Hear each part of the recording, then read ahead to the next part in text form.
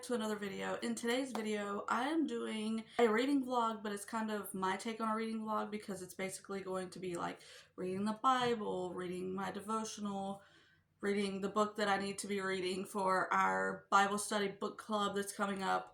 I still don't know what to call that, but I think I'm just Bible study book club. I have no idea, but anyways, so I'm having kind of like a low energy PCOS flare up, and so I have like no motivation to do anything, and I really need to get a video filmed. All week I have been home because it's been snowing outside. I have had time off to be able to film anything and everything, and I have not. I just have been my energy level has just not been there this week. So I have today. Today is the day that I have to get this done to upload it tomorrow so that you guys have a video. But I thought, okay, well, what is something like low energy that I can do? So today I'm going to do a reading vlog, and yeah, so I'm going to take you along and let's get started.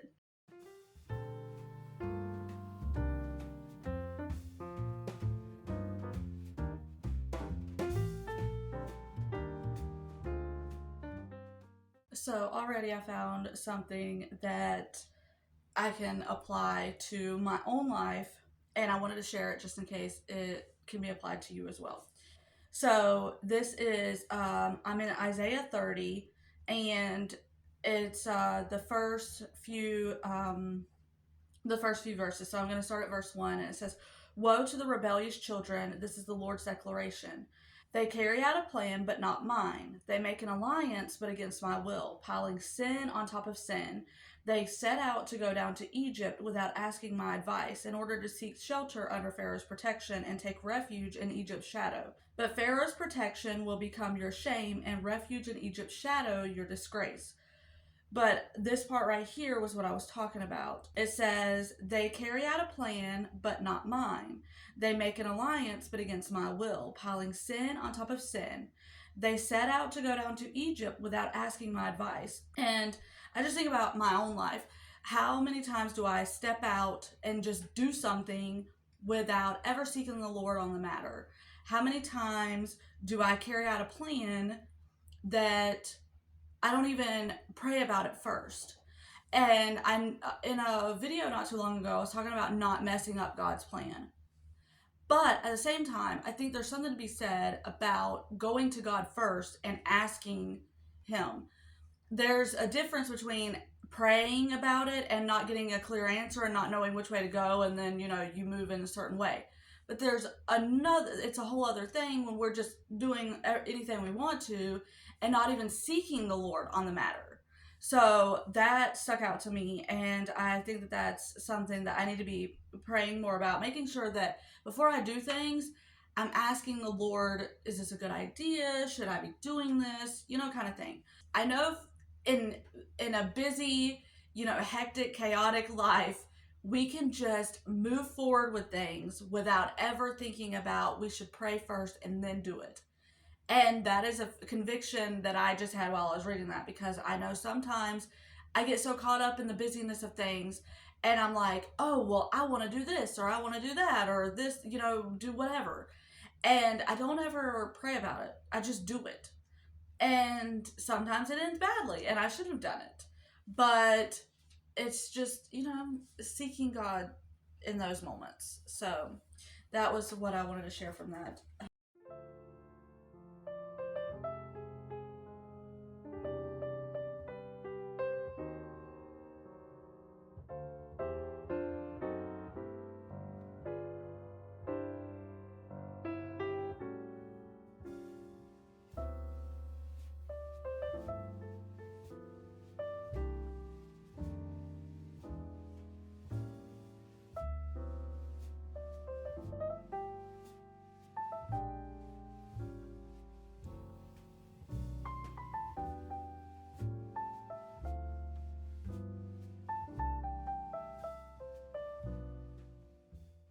Okay, so I am going to read this devotional to you, and then we're going to look at Numbers 22, 32 through 35, because this was very good. Okay, so it's God's will, God's way. It says, in today's reading, Balaam was going forth to do as God had instructed him, but he was going with the wrong motives. His wholehearted obedience turned half-hearted because of his greed for wealth and prestige.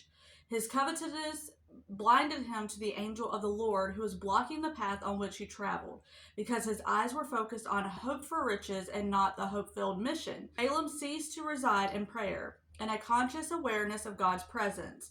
However, 3 times God was there, narrowing the road in attempts to stop Balaam and get his attention.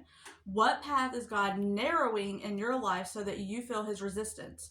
God loves us enough that if we persist in doing things our way and ignore his presence or resistance, he will derail us just as he did Balaam's talking donkey in order to get our attention and restore our fellowship with him.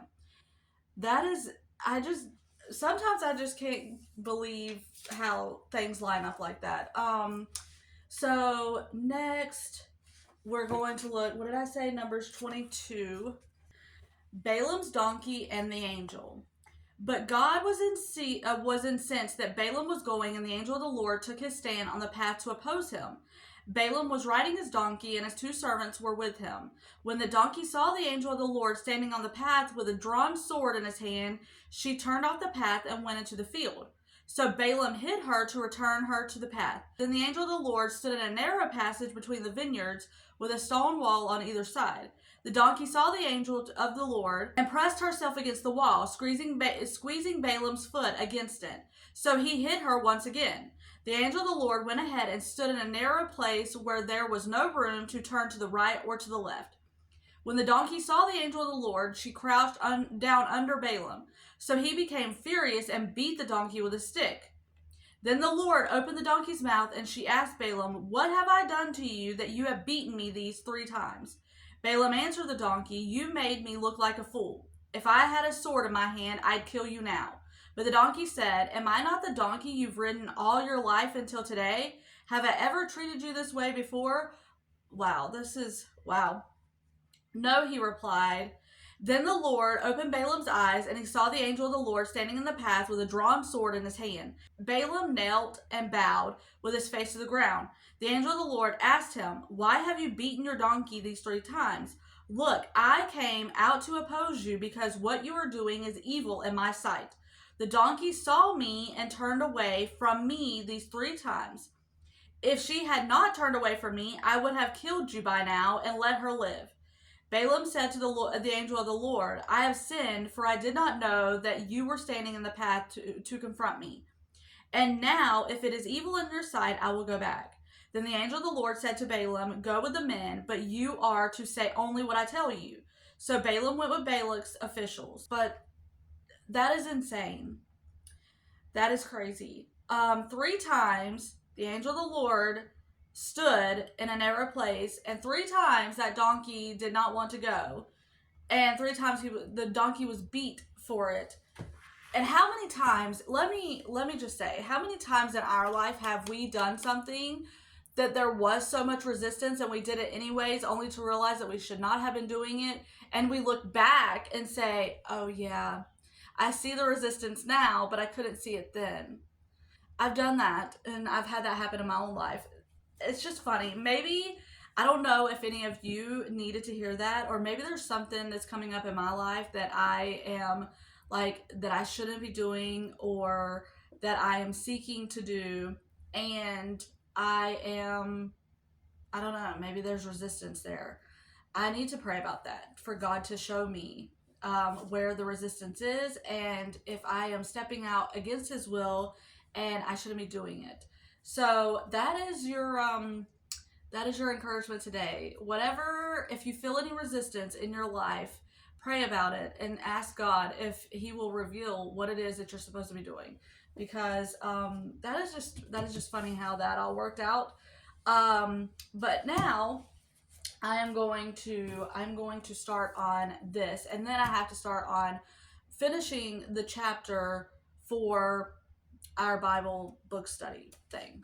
So I say I am doing a Bible study that is starting the first week of April.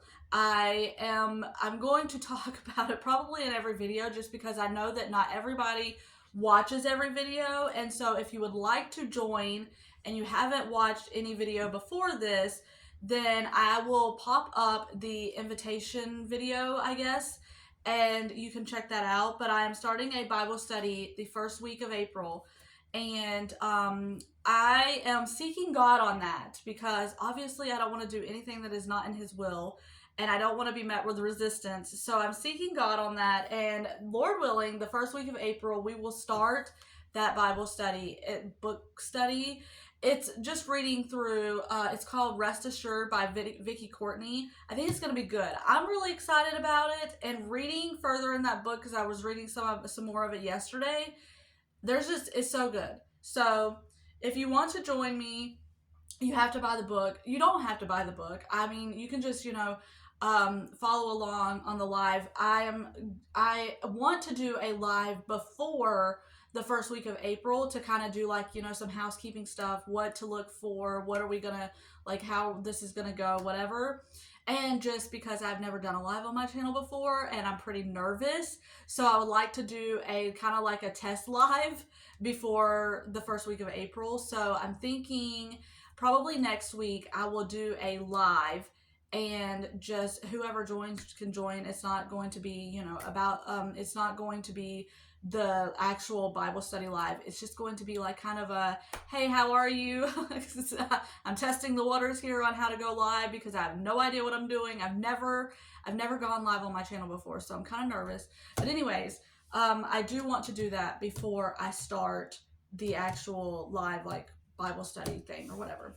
But I am going, my tea dinged. I put on a cup of tea earlier and it dinged. It is ready. So I'm going to go make my tea, and then I'm going to sit back down and go through this Bible study.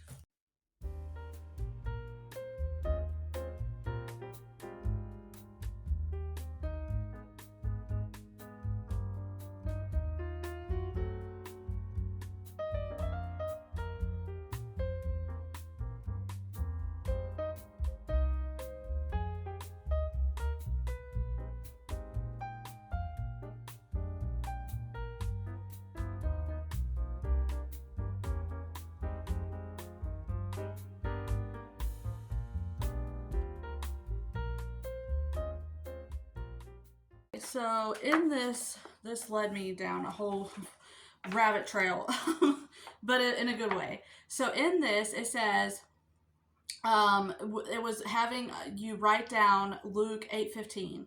But the seed in the good ground, these are the ones who, having heard the word with an honest and good heart, hold on to it, and by enduring bear fruit. Well, I wanted to look up the word enduring.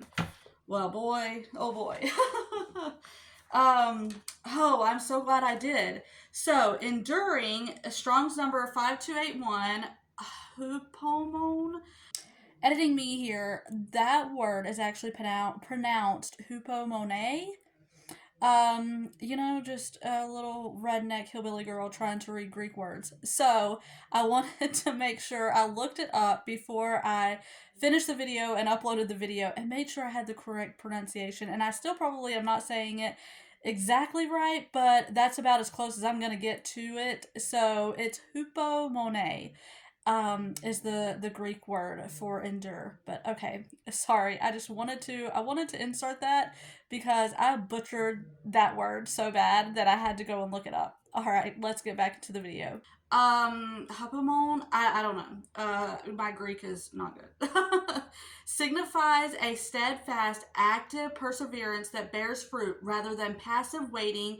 It means remaining unswerved in purpose and loyal to faith despite trials, allowing the word to yield a lasting harvest through patience. Okay, well, then it says, it is not merely enduring pain, but actively holding fast to the word, the seed, in a good and honest heart.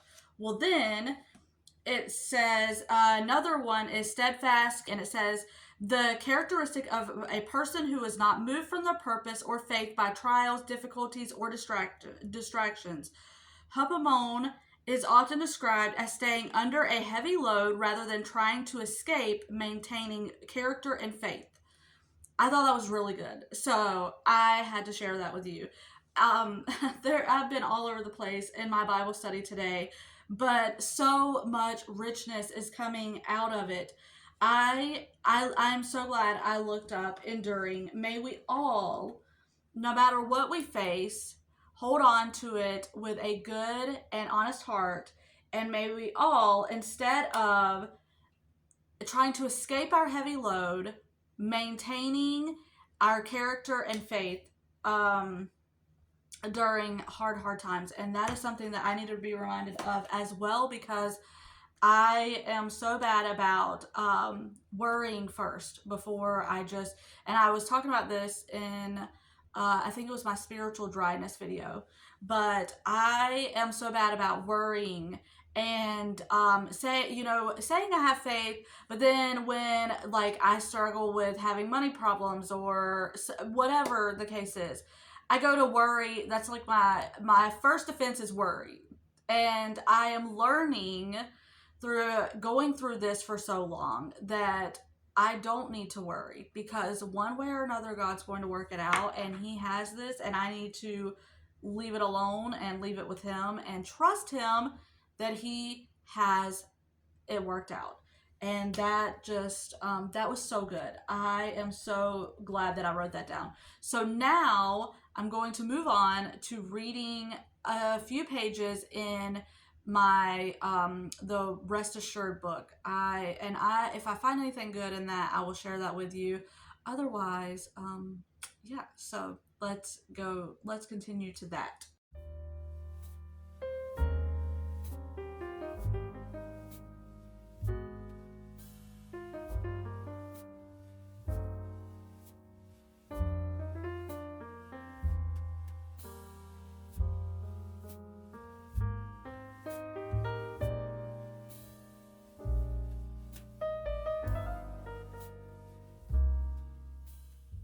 Okay, so I have to read this part. If any of you are doing this and are like on the fence about buying this book to do this with me, hopefully this will give you a little peek into what this book is about. In his book, The Life You've Always Wanted, author John Ortberg said, "Hurry is not just a disordered schedule. Hurry is a disordered heart. I can't help but wonder how many priceless moments and experiences we miss each day in our rush to tend to insignificant trifles of life. Pay attention to the target of your busyness, and you will likely find the primary affection of your heart." Okay, so then it goes into, is it hard for you to rest and enjoy leisure activities because your mind remains in constant overdrive? Do you rush around throughout your day even when it's not necessary? Can you clock out and enjoy the moment, or do you feel anxious to get back to your frenzied pace? If your child moves slowly, is it hard for you to be patient with him or her? If a conversation lingers with a friend, do you feel an urgency to wrap it up so you can get back to something more productive? If your phone vibrates, alerting you to another incoming text, do you feel a compulsion to check it? Do you check your smartphone for incoming email, even though your phone will indicate when email arrives? Is it hard for you to separate your work life from your personal life and draw appropriate boundaries? Okay, so if you are any of those, that is what this book is about. I know I am all of those at any given moment. So that is why I think this book is going to be so good for so many of us, because we all struggle with the things that it talks about in this book. And I know we all need a rest. And I am so excited to dig in to the questions that's at the end. So at the end of each chapter, she has a rest stop. And she asks different questions.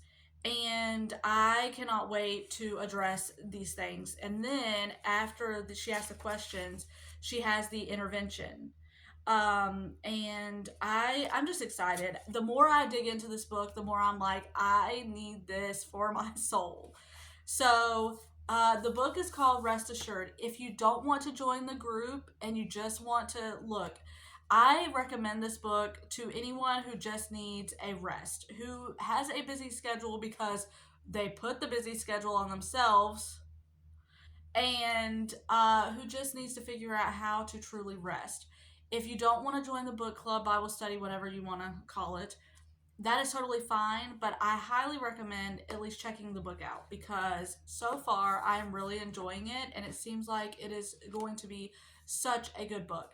So, that is all for this video. I went through everything. I went through my Bible study, my devotional, my other Bible study, and then this book. And I hope that through through something in this video, that it gave you encouragement, that it was edifying, and that it inspired you to ultimately get in your Bible. That is all that I worry about here, getting in our Bibles, because we can't fight the world if we don't know the word.